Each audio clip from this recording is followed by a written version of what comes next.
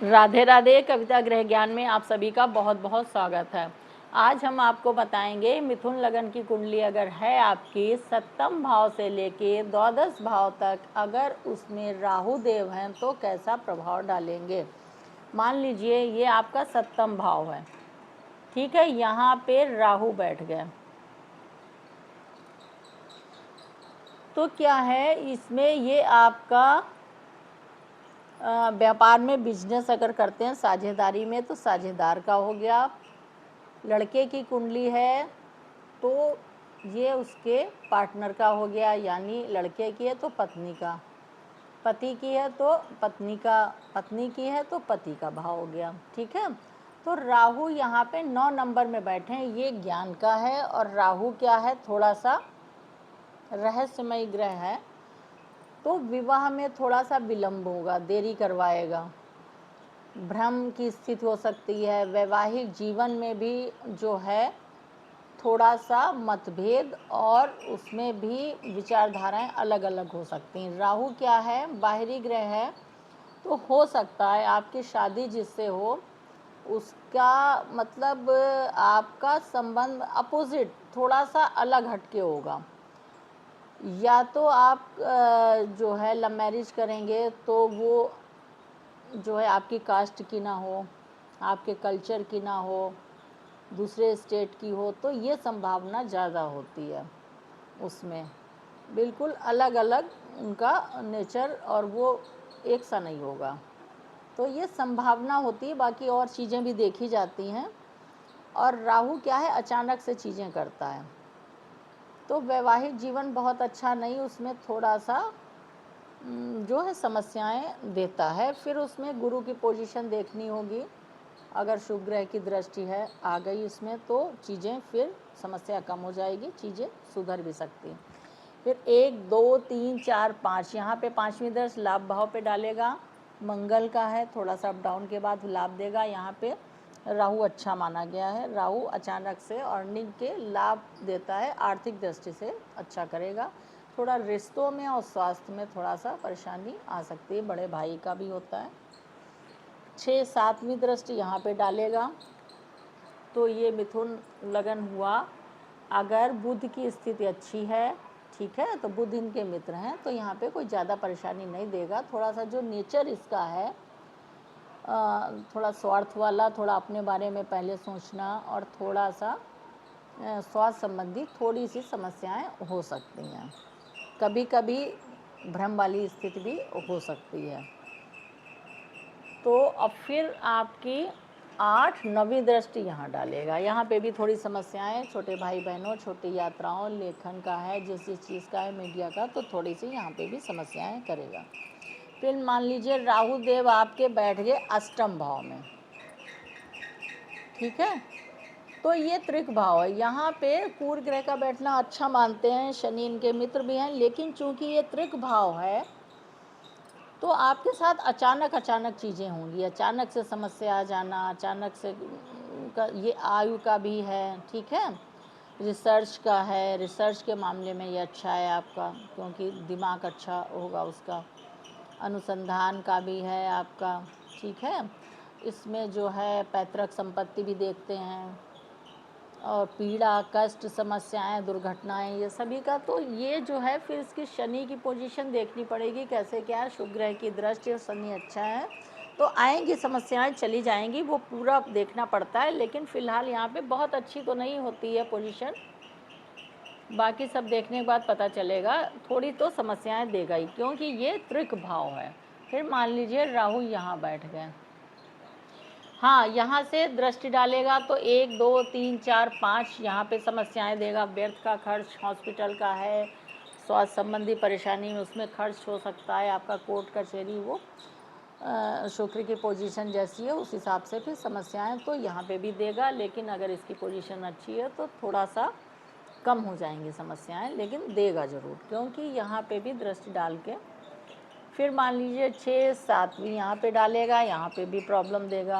8 9 यहाँ पे अच्छा ठीक ठीक है, थोड़ा सा माँ का स्वास्थ्य और थोड़ा सा तालमेल में, थोड़ा पारिवारिक जो है थोड़ा सा माहौल उसमें बाकी आर्थिक दृष्टि से अच्छा है। यहाँ पे आपको चीज़ों की सुविधाओं की घरेलू उसकी कमी नहीं होगी, उसके लिए अच्छा है आपका।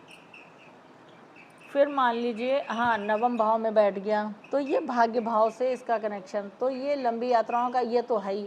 तो लंबी यात्राएं तो आपकी बहुत होंगी, हो सकता है आप बाहर ही जॉब करें, बाहर ही रहें, ठीक है।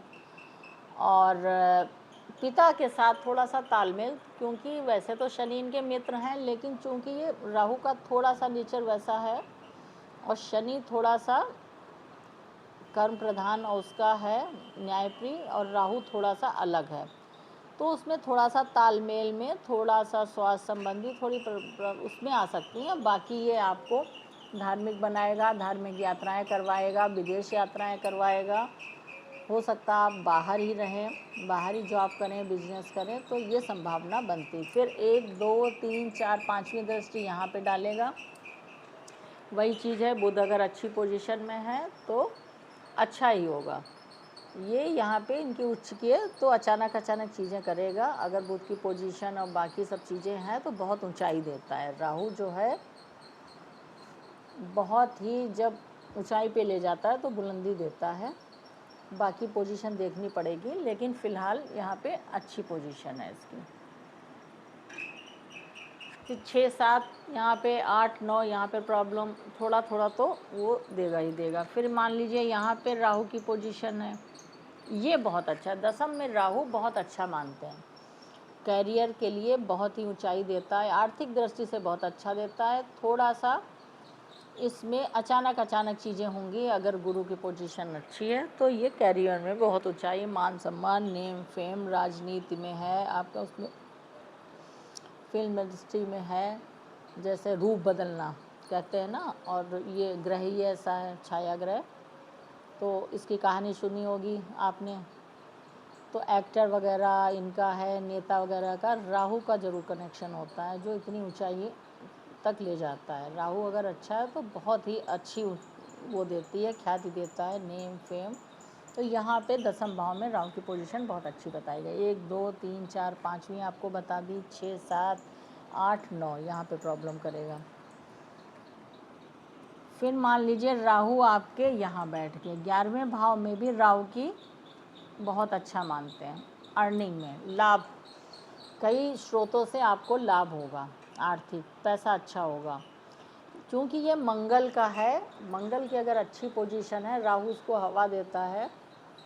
हालांकि दोनों में शत्रुता है, लेकिन आपकी अगर ऊर्जा साहस पर अच्छे उसमें आप करते हैं, उसकी पोजीशन अच्छी है मंगल की, तो यहाँ पे आपको लाभ अच्छा देगा। हाँ थोड़ा सा भाई के साथ रिश्तों में प्रॉब्लम आ सकती है, संबंध नहीं अच्छे हो सकते हैं, थोड़ा सा तालमेल में, और दूसरे स्वास्थ्य संबंधी परेशानियाँ।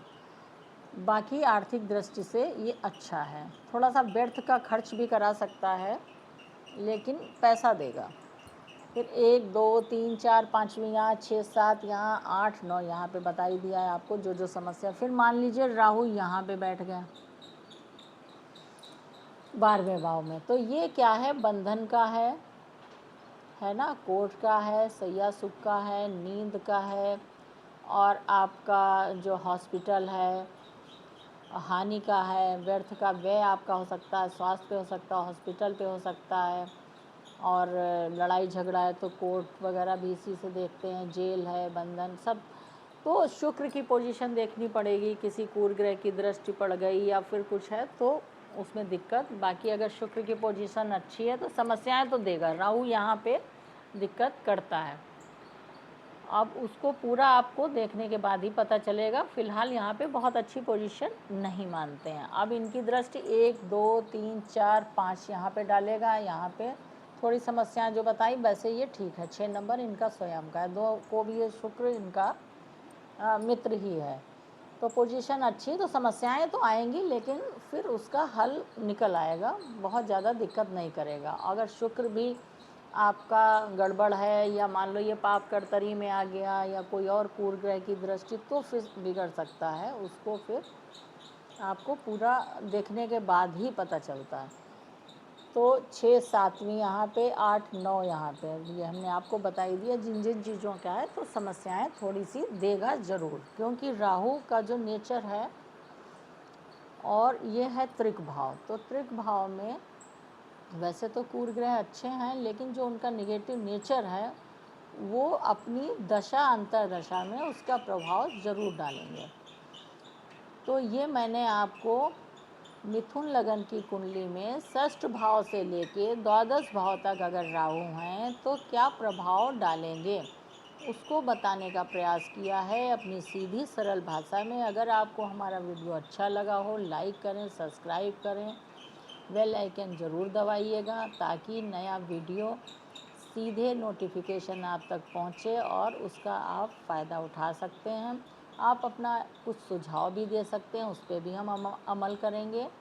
आप एक क्वेश्चन भी पूछ सकते हैं, उसका भी आंसर हम देंगे, पूरा प्रयास करेंगे। मिलते हैं नेक्स्ट वीडियो के साथ, तब तक के लिए धन्यवाद।